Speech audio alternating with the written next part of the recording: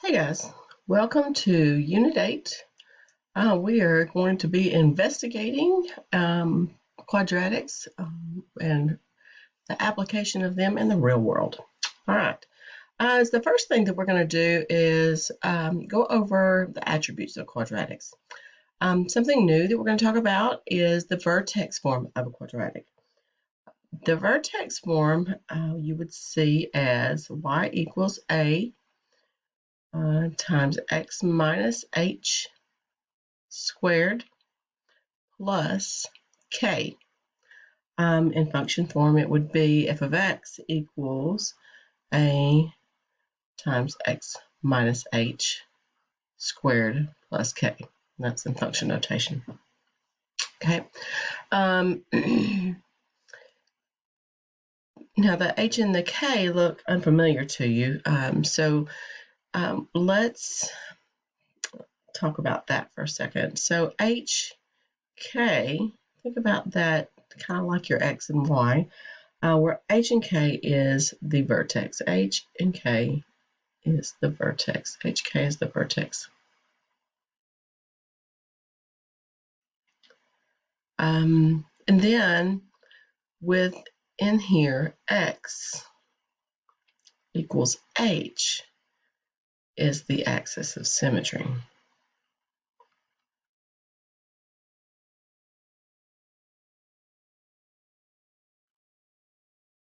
Now, you know what symmetry is, right? Things are symmetrical. You have something the same on both sides. So if you're talking about the axis of symmetry, we're talking about a line that divides something into two symmetrical parts. So think about that whenever we come back to this. Okay, now in standard form of a quadratic, an equation form is y equals, remember it's y equals ax squared plus bx plus c, or it could be f of x equals ax squared plus bx plus c, or it could be 0 equals ax squared plus bx plus c. We've seen all of those in expression form. Let's highlight this. In expression form, you would see it as just the expression portion, ax squared plus bx plus c. Okay? All right, good.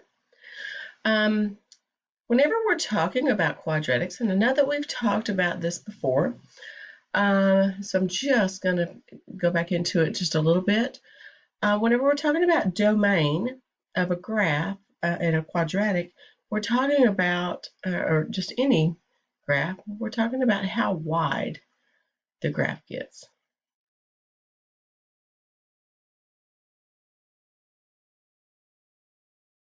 Okay. For a quadratic, it is always all real numbers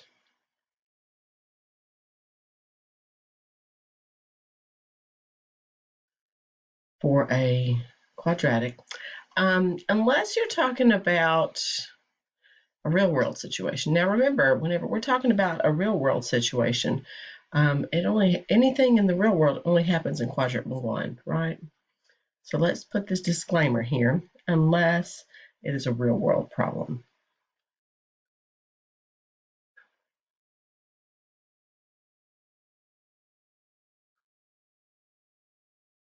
Okay, all right, good.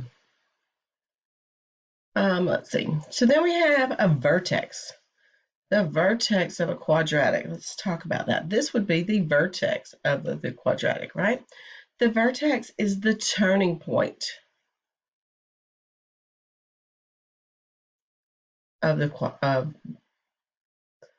parabola. The parabola is the shape of the graph. It is either the maximum or the minimum.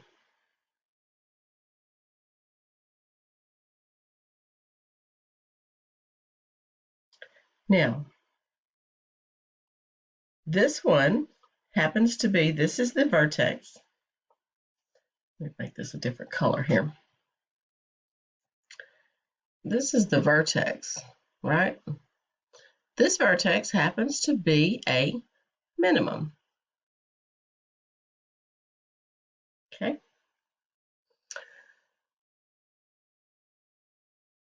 Because this minimum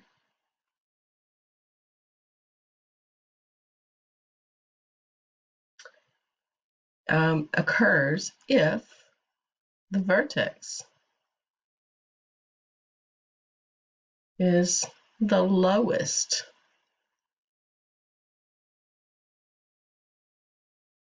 point on the graph. It's at the lowest point on that parabola. It's at the lowest point. Okay. So if it's a maximum,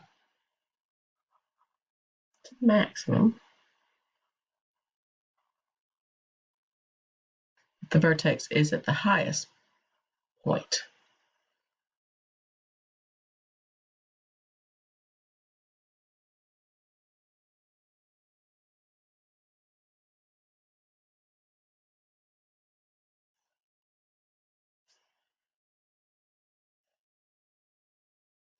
All right.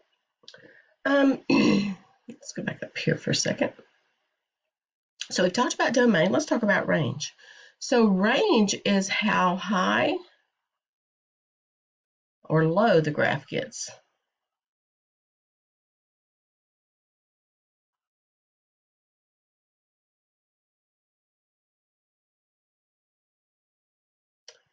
So we always start, whenever we're looking for range on a quadratic, we will start at the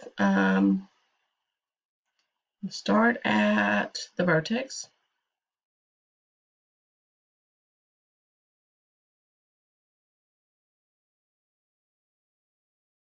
And go up or down.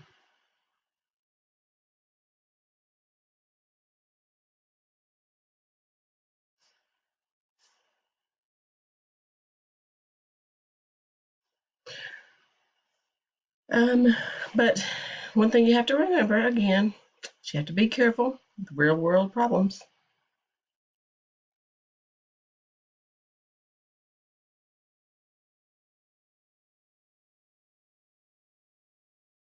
Remember, they only occur in quadrant 1. Real world only exist in quadrant 1.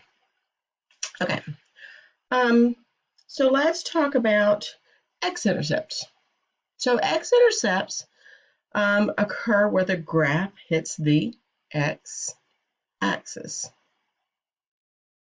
It's where it hits the x-axis. These are called, they have 3 different names, y'all. How confusing is this? Okay, so they're called solutions. We call them solutions. We call them zeros. And here's your new one. We call them the roots. Actually, quadratic roots are called solutions. They're zeros. Let's find some x-intercepts on this graph real quick. This right here and this, both of those are x-intercepts.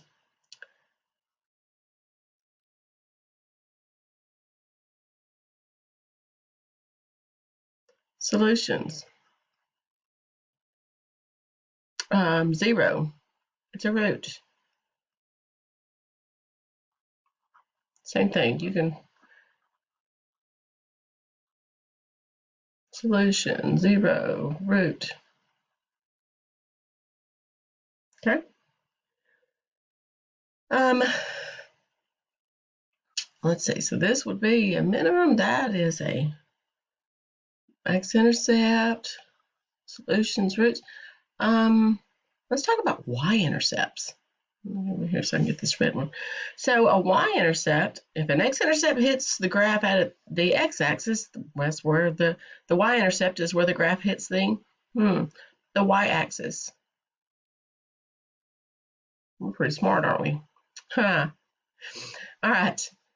So at that point, at that point, the value of x is always 0. It's always 0. Okay.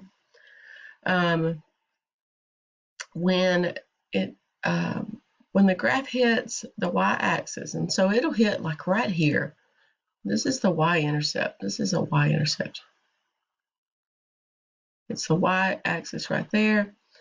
And at that point, x is 0. So that would be 0, 1, right? Let's put that ordered pair there. 0, 1. All along the y-axis, every value of x is 0 there. Okay? Well, you know what? That's just about all I could tell you about quadratics. Well, there's probably a little bit more, but that's the basics.